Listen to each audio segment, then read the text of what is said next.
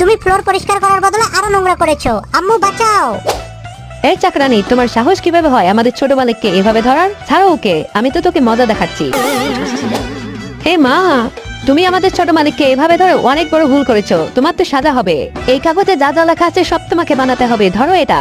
এই নাও, তুমি যা যা বলছো আমি সব বানাইছি। আর খাবার এত বেশি টেস্টি হয়েছে যে আমাদের ছোট মালিকের অনেক পছন্দ হবে। ওয়াও, সত্যিই অনেক টেস্টি হয়েছে। বেবি তুমি কোথায়?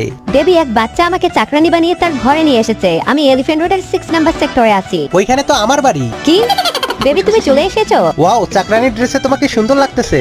বেশি মজা নেওয়ার দরকার নেই। বেবি তুমি রাগ করতেছো কেন? এই মেয়ে, তুমি আমাদের বসের সাথে কি করতেছো? যদি আমাদের হবু ম্যাডাম জানতে পারে না তাহলে তোমাকে ছাড়বে না। আচ্ছা ঠিক আছে, তুমি তোমার হবু ম্যাডামকে ফোন দাও আর ওকে সবকিছু বলে দাও। আমাকে চ্যালেঞ্জ দিচ্ছ? তাহলে তো এখন ফোন দিতেই হবে। হ্যালো।